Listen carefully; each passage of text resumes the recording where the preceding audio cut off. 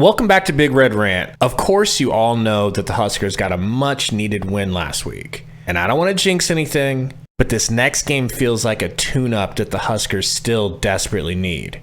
We love showing you guys highlights of the opponents that we're about to face. We think it's crucial to give you an idea of literally what they're going to look like. Unfortunately, we'll usually get copywritten for doing so. So help us out and at least just drop a like for us, and let's get straight into it. Gary, am I wrong for assuming that the Huskers running game should absolutely dominate on Saturday? I think it's really going to depend on what Ives and Johnson look like. If we still had the same three backs that we've had the first three games, I would say yeah. I feel like the offensive line does better, gets more push on the run game than they do the pass game. So after watching the highlights, I feel like this defense for sure is worse than what we saw last week. I'm still kind of in the camp that Sims will get the start. Not saying I think he should. Seems to be a little more talk towards Heinrich. So I don't know. I mean, you factor in the quarterback run game with the running back game. As long as, knock on wood, nothing really happens to Grant. I mean, he was the feature back for how much of last year and dominated, until AJ started getting a lot more carries. So yeah, I agree with that. We should be pretty good. I'm just a little bit worried that if we have to get too deep, what those young guys are going to look like. But as far as their defense goes, I think you can do pretty much whatever you want against them within reason. Obviously, you're still talking about Nebraska's offense, but they just don't look very good. They look worse than we've looked the last few years as far as missed tackles go. So whatever route we go, we should be able to have one of our better offensive games this season. Yeah, I think this is a really good week when you're being forced to trot out one or two freshman running backs. I think you can give them a lot of confidence. I think they can have a lot of success. I'm expecting one of, if not both, Anthony Grant and Emmett Johnson to break 100 yards rushing. Like in the good old days when we had Amir Abdullah and first game of the season, which used to be our tune-ups, we'd have like 2-3 running backs break 100 yards. Maybe it's just one running back and the QB, but I think we're going to have two 100-yard rushers, no matter who we run out there at QB. Yeah, I think we should. Obviously, this is always going to be a talking point until something changes one way or the other, whether it's the starter or performance-wise. But if Sims does get the start, obviously it's going to come down to turnovers. How many of our offensive drives are going to get cut short because of interceptions, fumbles, bobbled snaps, whatever? If you get a relatively clean game or anything along the lines of what you had last week, I think Nebraska scores even more, gets up in the 40s, starts pushing 50 against these guys. The defensive side of the ball, for us at least, obviously our strong point all season, day and night better than last year. I feel like these guys are better offensively than Northern Illinois was. They've got some speed guys. Smoke Harris, I think one of their top wide receivers got banged up. I don't know what his status is. I haven't seen or heard anything, and it could just be me not looking hard enough, but he seems to be pretty good. So I don't know if they'll be with or without him. All that being said, they've played 4 games, they're 2-2. They lost to SMU, and they just lost last week to North Texas. They haven't played a defense anywhere close to as good as ours has been. And Nebraska has put up numbers against, Power 5 schools until last week. First 2 weeks, they're not getting the cupcake schedule at the beginning like a lot of these other schools are. So I don't think it'll be a huge difference. I could see them getting the 13, higher teens, maybe pushing 20 or something.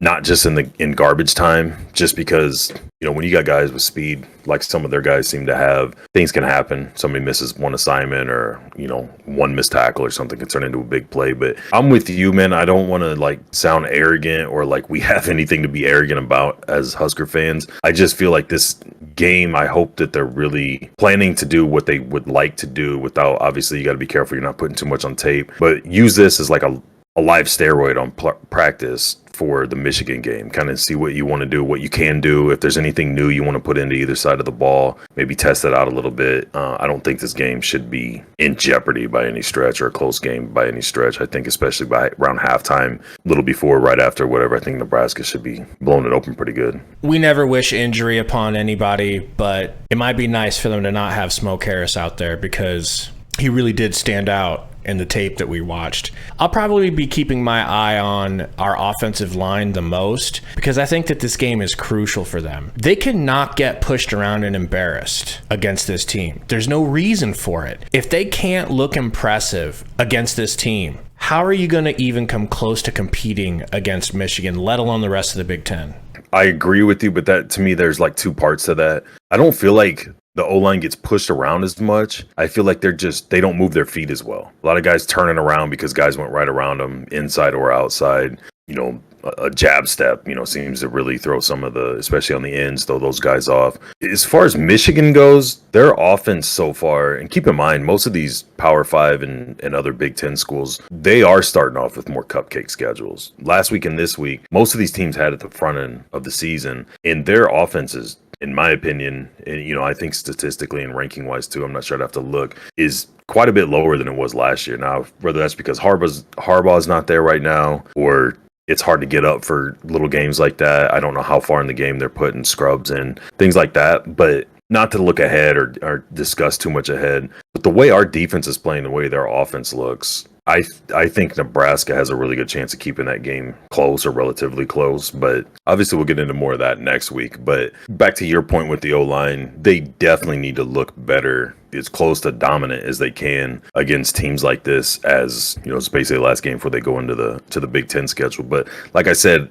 it seems like it's more of a speed and footwork issue than it is just getting manhandled or bull rushed at the line. Once again, I'm really hoping that the Huskers can stick to a heavy run game. You're going to have to do it against Michigan, so you might as well get used to that play style. The offensive line is better at run blocking than they are pass protection. And one thing we noticed, we both said it, Louisiana Tech defensively just does not get off of blocks, and they don't tackle well. And that's why I think you're saying we should maybe get into the 50s scoring. It was literally that bad on tape. I think for us on defense, we're going to get some turnovers. We saw some underthrows, some other things to be concerned about. I think the Huskers are going to get a turnover and score. Yeah, Matt Rule was talking about that in his press conference about, you have to do all the things within the system, and you have to do them to the best of your ability to be a good or really good team. And then you need guys to go be athletes, to do things that they can do that maybe other guys can't do. He was alluding to turnovers when he's talking about that. He'd like to see them start taking the ball away, or as well as they're tackling, and guys are swarming to the ball, having guys punching and ripping at the ball, things like that. And another thing that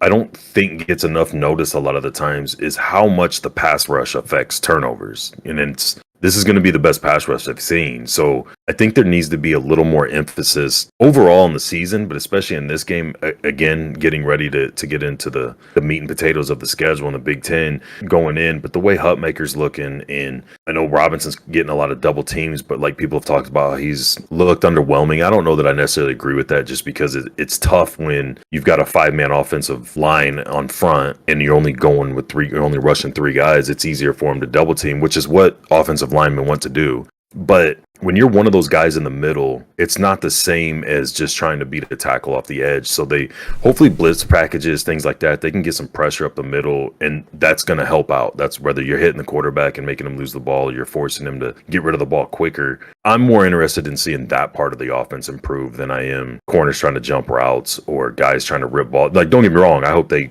are going after the ball and creating turnovers, but to me, that's kind of down the road. Like, for now, I'd like to see the pass rush. And we do find, especially when we're blitzing, especially the guys off the edge. Obviously, Linhard's had a great start to his career. We can go down the list of guys that are making impact up front. But I just really like to see that aspect this game, at least this game, level up a little bit, so to speak. Well, tell us what you guys think in the comments about this upcoming game Saturday. Of course, we will see you there for the live stream. Until Saturday, go Big Red.